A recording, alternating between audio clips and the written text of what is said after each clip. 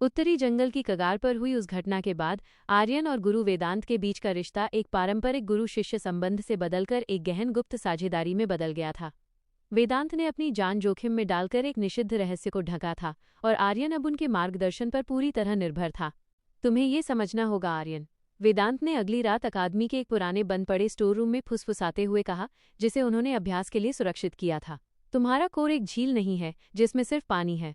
ये एक झील है जिसके केंद्र में उबलता हुआ ज्वालामुखी फायर है और सतह पर अति तेज पवन चक्की विंड चल रही है। तुम्हारा काम उन्हें शांत करना नहीं है, बल्कि उन्हें तालमेल में लाना है। कमरे में मोमबत्तियों की हल्की रोशनी थी। वेदांत ने चारों ओर एक अर्थ बैरियर खींच दी थी ताकि बाहर से कोई माना वेव्स को न पड़ सके। माना फ्लो बैलेंस, संतुलन की कला। प्रशिक्षण का पहला और सबसे महत्वपूर्ण नियम माना फ्लो बैलेंस था।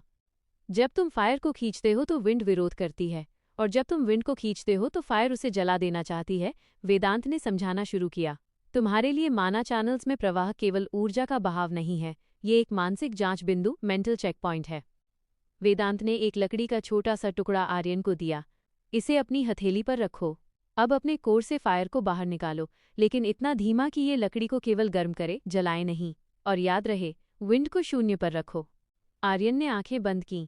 उसने कोर के भीतर की दोनों शक्तियों के बीच एक अदृश्य दीवार खड़ी करने की कल्पना की। फायर को खींचते समय उसने विंड को ये संदेश दिया, तारांकन, तुम अब मेरी सहायक हो, विरोधी नहीं। शांत रहो। धीरे धीरे लकड़ी गर्म हुई, लेकिन जली नहीं। ये एक सफलता थी।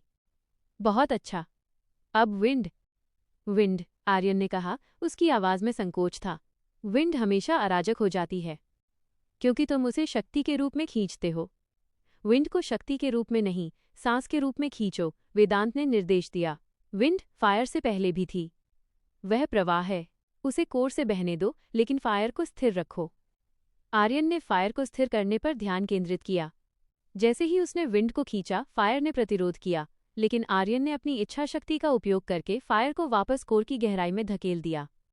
उसकी हथेली के ऊपर की हवा शांत रूप से घूमने लगी। लकड़ी का टुकड़ा उसकी हथेली पर हल्के से तैरने लगा, लेकिन उड़ा नहीं।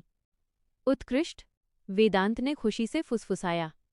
तुम समझ रहे हो, तुम्हारा कोर इन दोनों को एक दूसरे के विरुद्ध काम करने के लिए मजबूर नहीं कर रहा है, बल्कि उन्हें सहने के लिए मजबूर कर रहा है। यह प्रशिक्षण केवल जादू का नहीं था, यह चरित्र निर्माण का था। आर्यन सीख रहा था कि उसकी सबसे बड़ी ताकत उसके भीतर का अनुशासन और मानसिक दृढ़ता है, न कि केवल कच्ची शक्ति। द फर्स्ट डिजास्टर, संयोजन का विस्फोट। The first disaster combination blast. कुछ हफ्तों के गुप्त प्रशिक्षण के बाद आर्यन दोनों तत्वों को अलग अलग नियंत्रित करने में माहिर हो गया था। हालांकि उसकी फायर मैना अभी भी सामान्य नोविस मेज की तुलना में कमजोर दिखती थी, क्योंकि वह पूरी फायर मैना खींचने से डरता था। वेदांत ने चुनौती को बढ़ाया। अलग अलग उपयोग पर्याप्त नहीं है। एक ऑल एलिमेंट मेज का असली सामर्थ्य उनके संयोजन कॉम्बिनेशन में होता है। अब हम फायर और विंड को एक साथ मिलाएंगे, लेकिन नियंत्रित तरीके से। वेदांत ने समझाया कि फायर और विंड एक दूसरे को प्रबलित एम्प्लीफाई करते हैं। विंड फायर को तेज गति देती है और फायर विंड को गर्म विनाशकारी बल देती है। पहले केवल 10% फायर और 10% विंड।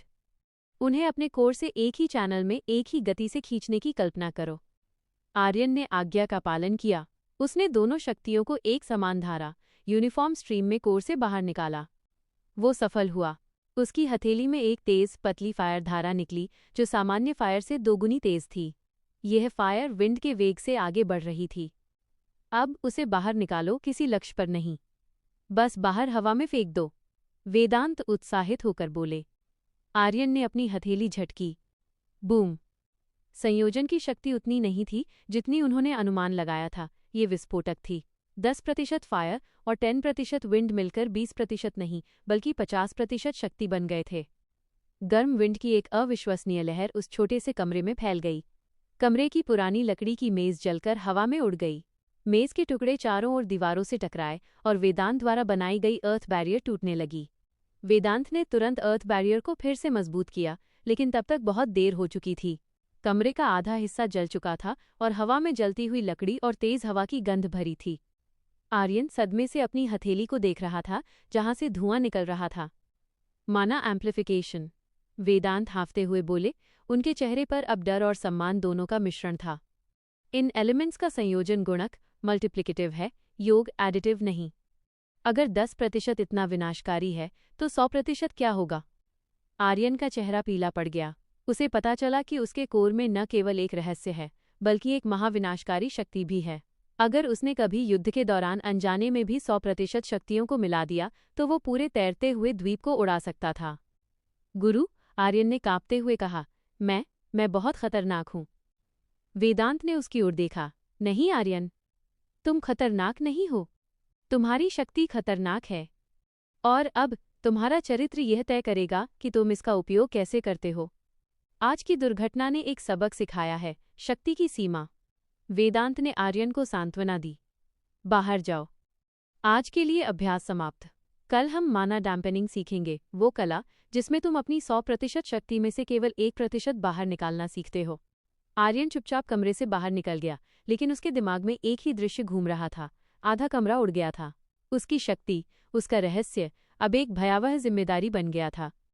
उसे अपने रहस्य को छिपाना और अपनी शक्ति को नियंत्रित करना, दोनों जीवन मृत्यु का प्रश्न बन चुके थे।